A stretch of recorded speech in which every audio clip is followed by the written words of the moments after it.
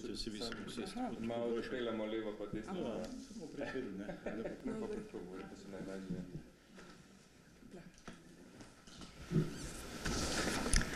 Lepo pozdravljeni. Te bolezni, ki jih prenašajo klopi, so v Sloveniji zelo pogoste. Obolevnosti so med najvišjimi v Evropi za te bolezni. Najpogostejša med temi je lajmska borelioza, kjer zabeležimo nekje 3000 do 7000 bolnikov letno. Potem je klopni meningoencefalitis, nekje v povprečju 170 obolelimi v zadnjem desetletju. Še eno desetletje nazaj, predtem je bilo obolelih kar v povprečju 250 letno. Zdaj, ker v zadnjih letih beležimo nekoliko nižje številke, se je pa to povprečje malo znižalo v zadnjem desetletju. Potem je pa še humana granulocitna anaplazmoza, ki jo je pa še nekaj manj teh podatkov, pa na NIJZ nimamo prav veliko, zato ker pač imamo veliko podatkov o klopnem in lajmski boreliozi, ki sta obvezno prijavljivi nalezljivi bolezni. Lajmska borelioza, kot rečeno, najpogostejša bolezen, ki jo prenašajo klopi. V letu 2018 je bilo po preliminarnih podatkih zabeleženih 7559 primerov. To je največ, to je spet ena rekordna številka, največ v zadnjih 10 letih. Zdaj, zadnja leta smo beležili precej nižje številke. Za lajmsko boreliozo obolevajo ljudje vseh starostnih skupin, najpogosteje tam nekje od 35 do 65 let, v zadnjih letih največkrat od 55 do 64 let stari. Bolezen se pojavlja, pa med obolelimi je zmeraj nekaj več žensk. Bolezen se pojavlja sezonsko, nekje od maja do oktobra, tako kot takrat, ko so klopi najbolj pogosti. Za razliko od klopnega meningoencefalitisa lajmsko boreliozo najdemo povsod po Sloveniji, kjer se pojavljajo klopi. Še največ, recimo v zadnjem letu, je bila najvišja obolevnost v novogoriški regiji, kjer je pravzaprav pojavnost klopnega meningoencefalitisa zelo nizka.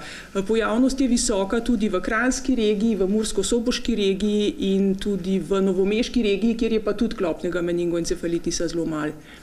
Sem tukaj zapomnil, da te podatki so na spletni strani vaši.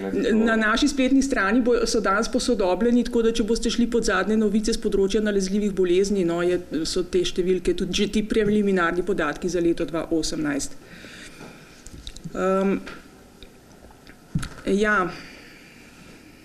Ker cepiva za lajmsko boreliozo ni na voljo, je pač potrebna zaščita pred vbodi klopov, oziroma zelo pomembna zaščita pred vbodi klopov. Kot reče, klopni meningoencefalitis je pa druga po pogostosti, nekje 170 v povprečju, sem rekla, da jih je letno. V letu 2018 je bilo prijavljenih 153 primerov klopnega meningoencefalitisa. Bolniki so ravno tako iz vseh starostnih skupin, najvišja obolevnost je tam nekje 55 do 64 let. Ravno tako tudi klopni meningoencefalitis se pojavlja sezonsko od maja do oktobra, najvišja pogostost. In obolevnost za klopnim meningoencefalitisom je pa najvišja v Kranjski in Koroški regiji, oziroma na Gorenjskem in na Koroškem. Potem tudi v enem delu Celjske regije, tisti mozirski del, potem v Ljubljanski regiji predvsem cerkniško področje in ribniško področje. Bistveno manj je pa klopnega meningoencefalitisa na Dolenjskem oziroma novomeškem področju in na Goriškem oziroma ob morju. Zdaj mogoče še kaj o zaščiti, glede na to, da je, kot rečeno, ni na voljo cepiva, je pomembna zaščita pred vbodi klopov za zaščito pred lajmsko boreliozo in humano granulocitno anaplazmozo. Zaščita pač je s primernimi oblačili, dolge hlače, dolgi rokavi, zaščita z repelenti, pregledovanje po prihodu iz narave, če zaznamo kakšnega klopa, ga je potrebno čim prej odstraniti. Cepljenje proti klopnemu meningoencefalitisu je pa na voljo in je to najučinkovitejši način zaščite, res učinkovit, tako da cepljenje priporočamo pravzaprav vsem, ki v Sloveniji hodijo v naravo, skratka vsem nad 1 leto starosti. Cepljenje je že dolga leta obvezno za tiste, ki so pri delu izpostavljeni ali pa ki so pri praktičnem pouku izpostavljeni klopnemu meningoencefalitisu. Skratka, cepljenje se opravi, osnovno cepljenje se opravi s 3 odmerki, potem so potrebni poživitveni odmerki. Prvi poživitveni je priporočljiv čez 3 leta, naslednji poživitveni pa na 5 let. Potem pa pri starejših od 50 oziroma 60 let so pa poživitveni odmerki spet priporočljivi na 3 leta. Zdaj, precepljenost proti klopnemu meningoencefalitisu je v Sloveniji, kljub temu, da gre za zelo težko bolezen, nizka. Ena raziskava iz leta 2014 na reprezentativnem vzorcu je pokazala, da je nekje 16% prebivalstva bilo že kdaj v življenju cepljenega proti klopnemu meningoencefalitisu. Iz poročil o izvajanju cepljenja pa nekako ocenjujemo, da se redno cepi tam nekje 7 do 8% prebivalcev.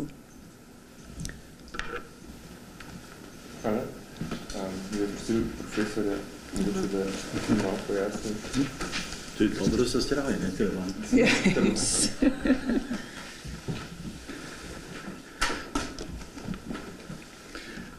Še o znakih in simptomih bolezni. Pri lajmski boreliozi gre običajno tako.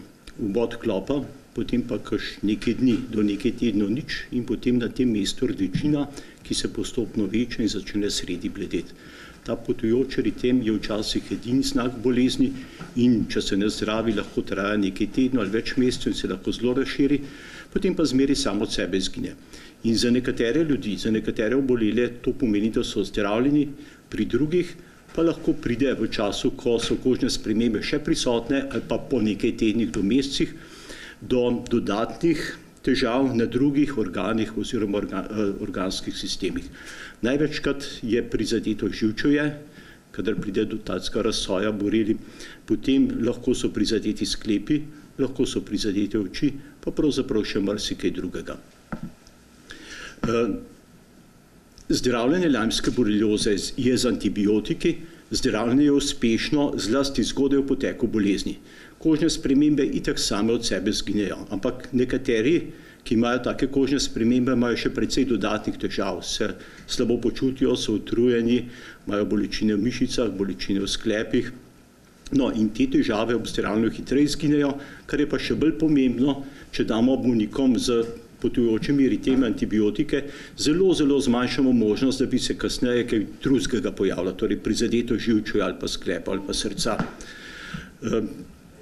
Kasneje v poteku lajmske borelioze so pa uspehi zdravljenja, uspešnost zdravljenja nekoliko manjša, vendar se da pravzaprav praktično vse oblike lajmske borelioze vsaj zaustaviti njihovo napredovanje, pri številnih bolnikih pa pride do ozdravitve. Kakšen je torej izid končni, če se bolnike zdravi? Pri potujočem eritemu se skoraj vsi pozdravijo, pri 5 do 10% ostanejo pa včasih kakšne neprijetne težave, kot so utrujenost, bolečine v mišicah, bolečine v sklepih. Pri zdravljenju lajmske nevroborelioze, torej prizadetosti živčevja, je ta delež pri ljudeh, ki jih zdravimo v tem obdobju, je delež ljudi, ki imajo kasneje težave nekoliko večji, no, pri prizadetosti srca, ki je pa zelo redka, in ki je pravzaprav edina stvar, ki lahko grozi življenje, pa pravzaprav primerno zdravljenju pride zmeraj do ozdravitve, vsaj po sedanjih podatkih, vendar seveda je pa treba v času, ko je prizadeto srce, paziti, ker električno prevajanje po srcu je v primeru prizadetosti, borelijske prizadetosti srca moteno in takrat lahko pride pač do srčnega zastoja. Zato je nekateri redki bolniki morajo dobiti srčni spodbujevalnik, da preživijo. Torej, zaradi lajmske borelioze se ne umre. Ni tako, kot krožijo govorice med ljudmi, koliko jih je umrlo, ampak lahko pa zelo zagreni življenje. Potem je klopni meningoencefalitis.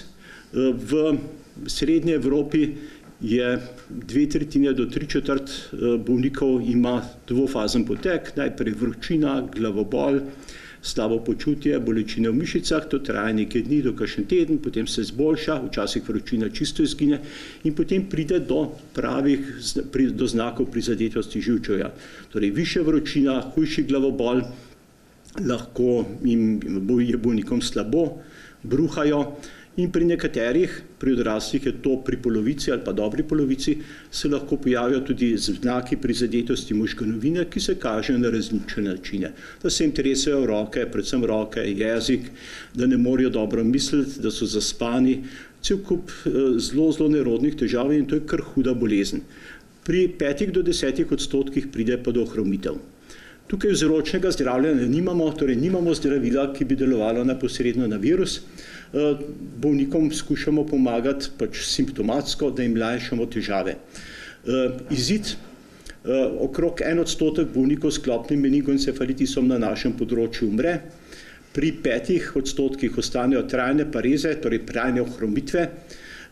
Pri dobri tretjini ali pa pri približno tretjini pa tako imenovani postencefalitisni sindrom. Nekateri imajo objektivne znake, torej da imajo kakšno ohromitev ali pa da slabše slišijo, ampak večinoma je pa tako, da se slabo počutijo, so utrujeni, imajo glavobole, imajo nespečnost, so razdražljivi, nič kaj posebnega in nimajo kaj za pokazati, ampak kvaliteto življenja pa to lahko zelo moti. In delež takih ljudi je kar precejšen. Potem humana granulocitna anaplazmoza, to je pa vročinska bolezen z bolečinami v mišicah, glavobolom, slabim počutjem, ki vzročna in z dokaj značilnimi spremembami v krvi. Tukaj pa imamo vzročno zdravljenje, torej z antibiotiki se stvar razmeroma zelo hitro popravi, deluje predvsem doksiciklin oziroma tetraciklini in praviloma v 24 urah temperatura pade in se stvar popravi. Torej podobna bolezen je tudi pri psih in tam opisujejo kronično granulocitno erlihiozo, pri ljudeh pa kronične oblike ni.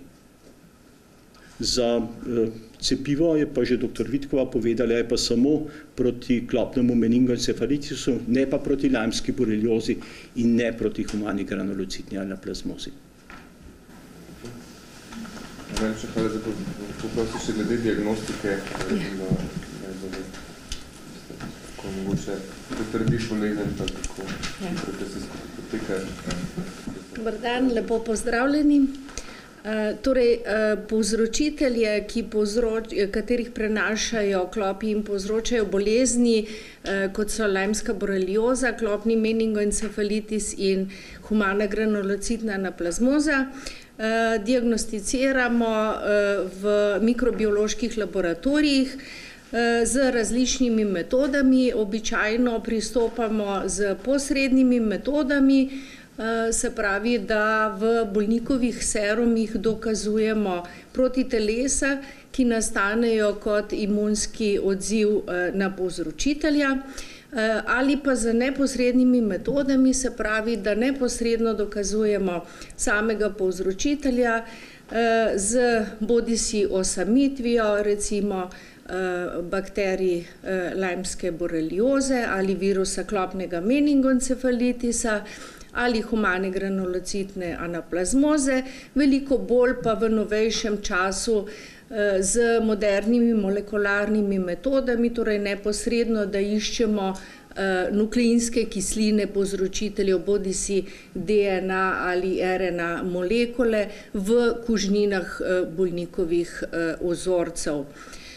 Seveda, lajmsko boreliozo načeloma lahko, če so klinični znaki bolj ali manj, kot jih je omenil že profesor Starle, jasni in očitni, potrdijo tudi brez mikrobiološke potrditve, dočim klopni meningoencefalitis in pa humano granulocitno anaplazmozo je neposredno potrebno potrditi z mikrobiološkimi preiskavami, da zagotovo lahko govorimo, da gre za to bolezen. V zadnjem času seveda moramo v laboratorijih, kjer dokazujemo te bolezni, biti mnogo bolj pozorni. Kot veste, smo v Sloveniji lanskem letu ugotovili tudi prve bolnike z okužbo z virusom Zahodnega Nila, ki sicer povzroča lahko samo blago vročinsko bolezen, lahko pa tudi vnetje osrednjega živčevja, kakor so bili bolniki, ki so bili dokazani v lanskem letu. Gre torej za virus, ki je po svojem genetski in pa antigenski zgradbi zelo soroden in sodi v isto družino kot virus klopnega meningoencefalitisa, zato je potrebno seveda pri diagnostiki biti zelo pozoren in zelo natančen in seveda uporabljati najnovejše diagnostične metode, da lahko med bolniki, ki imajo zelo podobno klinično sliko, te dva povzročitelja medsebojno razlikujemo.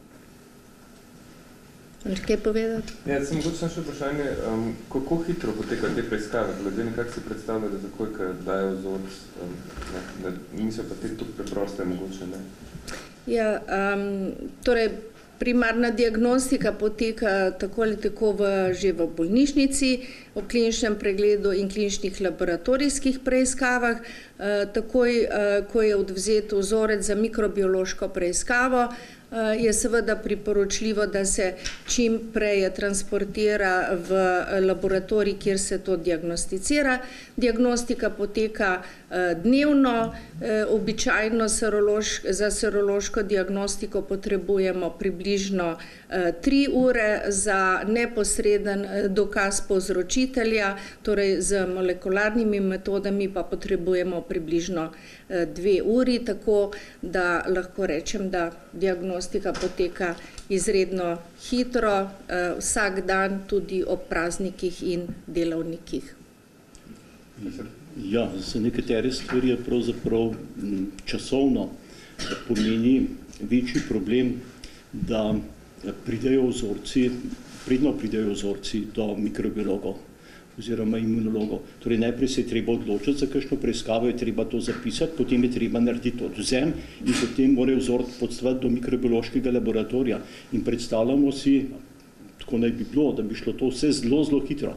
Ampak čim je več postopkov, je zmeri možnosti, da je kakšen odlog, ne? In to včasih nanese dlje časa in potem za obveščanje, ne? To včasih nanese dlje časa, kot pa kolikor traja sam test. Tako da, to je življenje, ne?